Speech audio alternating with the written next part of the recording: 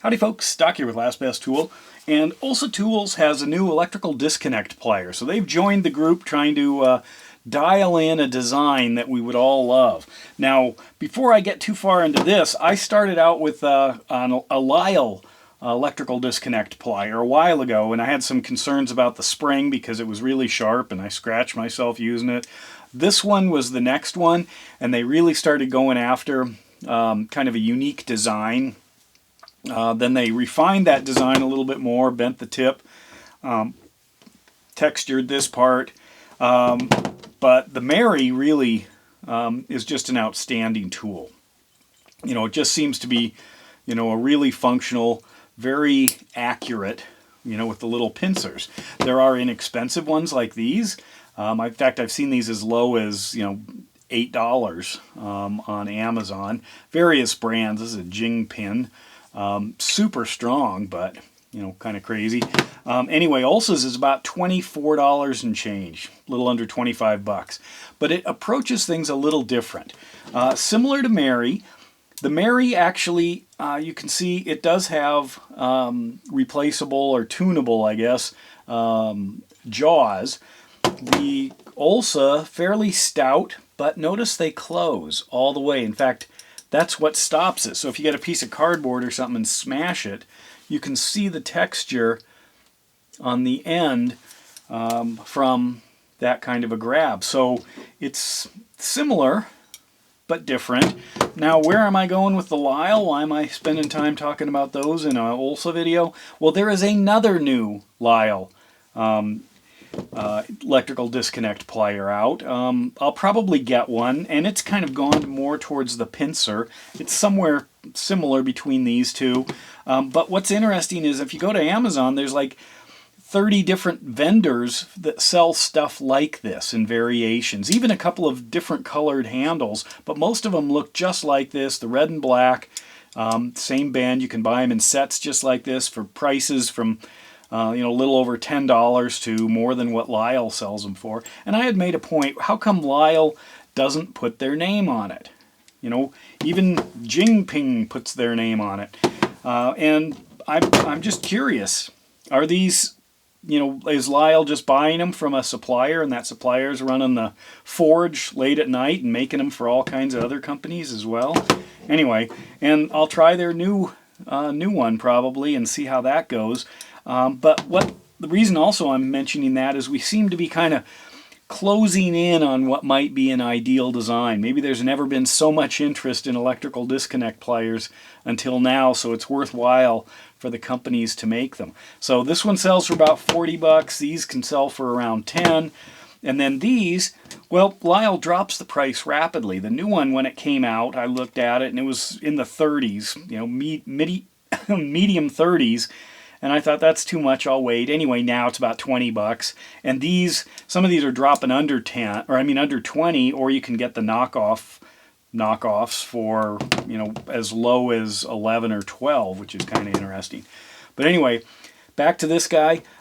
So what does it mean that it closes? Well, if it doesn't close, then it already has a running start on how wide it goes.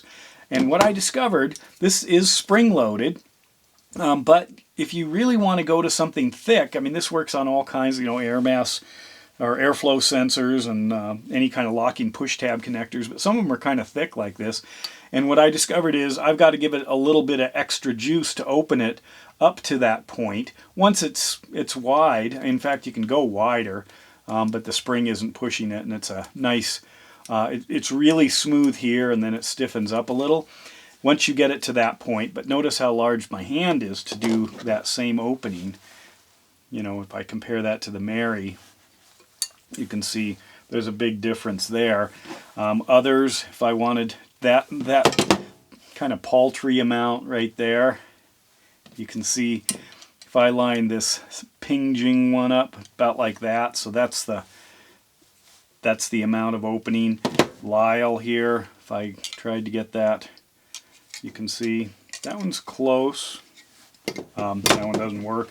But anyway, so if I'm grabbing something It is spring-loaded, but you do need to hang on to it. If it was down here, it passes my friction test, so you can see I can just let the friction. Let me try to get that around here of the spring is enough to hold the plier, but you don't have a lot of working room here. So anyway, I did notice one online that looked like it had a really powerful spring, but once it's on there, it's fairly precise, which is nice. It's also a shorter one at only 8 inches.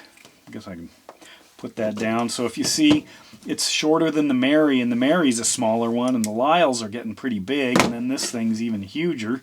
So you can get it into smaller areas, reach around things. Very stout design. I really like that on the front end. You know, this is good, but it looks like, you know, something that, in fact, you can see it. I'll do it here maybe. Can I do it on this one? You see that flex? How much flex there is in the mechanism? Whereas this, let's see if I can go on the side, almost none. I mean, I'm still trying hard to push that thing. So this is a much stronger design, and that gives it kind of a little bit more feel as you're pushing down. You aren't, you know, it's not the mechanism stretching just a little.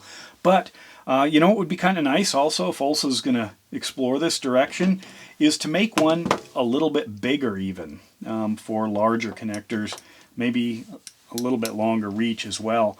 But for a small one like this, or a little bit shorter one, this is great. So there it is, the Olsa electrical disconnect plier.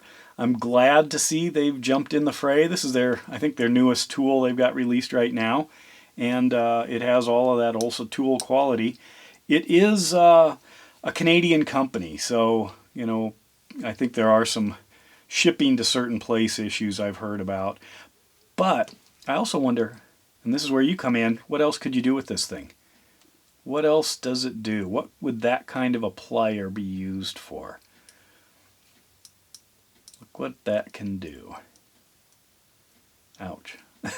Anyway, if you've got another use for this, I'm curious, because it looks like a functional tool for something, but besides electrical disconnections, or disconnecting electrical connectors. So what else is that good for? Well, just kind of curious. That's a neat design. Anyway, enough of that.